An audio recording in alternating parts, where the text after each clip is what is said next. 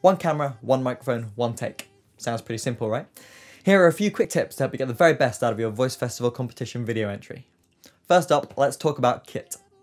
My tip number one is that the best camera and microphone you have access to probably aren't the same device. If it gets to video day and all you've got to work with is your phone, it's not the end of the world, you could do a lot worse. That said, between the different members of your group, somebody probably owns a decent camera, maybe a decent microphone. If not, ask all your friends, flatmates, and get in touch with the techie people at the student union. Cameras. Anything that shoots HD video will be absolutely fine. If you can get hold of a DSLR, then awesome. Otherwise, let's be honest, an iPhone camera shoots totally passable video in good light, and we'll talk about light in just a minute. Mics. This is a singing competition, so arguably the microphone is more important than the camera.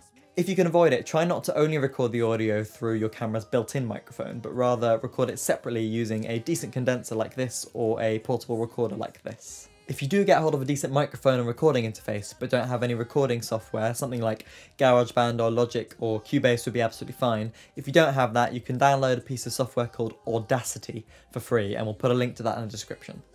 Okay, so that's kit. Here's tip number two. The environment in which you film has just as much impact on the quality of your video as the equipment you use.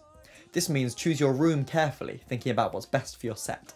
Most voice festival sets would include a variety of arrangement styles, most probably something fast, complex and high in energy, and also something slow and emotional. This means you'll probably want to find a room that has a pleasant, neutral acoustic. If you record contemporary a cappella in a big, reverberant hall, it'll sound like this.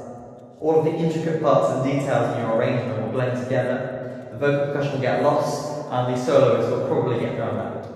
At the same time, if you record in a room that's too dry and you sing something slower or more choral, then you probably won't get the warmth and richness that you want, so it's best to try and find a happy medium.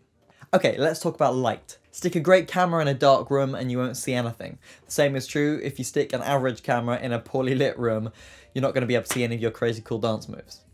Try to light yourselves from the front. If there are windows, face them. That way the natural light is on your faces, not behind you. If you're a small group, try to keep everyone relatively close to the microphone. The further away you are, the less clarity and bass you'll get. Pro tip, fun fact, the closer a directional microphone is to the sound source, the more bass it'll pick up, due to something called the proximity effect. That's exactly why you've probably seen groups like Pentatonic sit with the bass and the VP at the front, nearer to the microphone. If you're in a big group, try to keep the soloists nearer to the microphone. That way the solos will always be loud and clear and the backing parts won't be too intrusive. Okay, finally let's talk about post-production.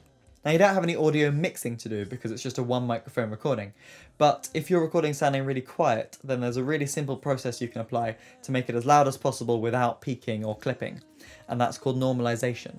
Now your recording software will have a normalize function, and if you don't know where to find it, Google is your friend. Then all you've got to do is synchronize your audio with your video. Of course, that doesn't apply if you used your camera's built-in microphone. You can do this using any video editing software, something like iMovie or Windows Movie Maker. All you've got to do is import the video, import the audio, and make them line up. Here's another pro tip. You know those old movie clapper boards that look like zebras? Well, those are designed for synchronizing audio and video together. So when you slam it shut, it creates a loud, sharp sound and a clear visual cue, so that it was easy to synchronize the video and audio in post-production. Now you can do exactly the same, just once you've hit record on the audio and hit film on the camera, stand in front of the camera and go like this.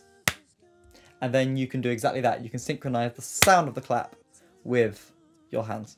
Finally, whilst I remember, when you're recording your audio, try to record it at 48 kilohertz rather than 44.1 kilohertz, which might be the default setting. You can look this up for your software or your portable recorder or whatever to find out how to change that. Basically, if you record at 44.1 kilohertz, you might find that the video and the audio go out of sync. At 48 kilohertz, they should stay perfectly in sync for the whole thing. If that's really confusing and didn't make much sense, then don't worry too much about it. Not the end of the world. That's it. Upload your video to YouTube and you are done. I hope that was useful information. I hope it made some sense. I'm going to put all of that info down in the description anyway. And then if you have any further questions, send them over to the Voice Festival team and they will help you out. Good luck with your entries and I look forward to seeing you at the festival weekend.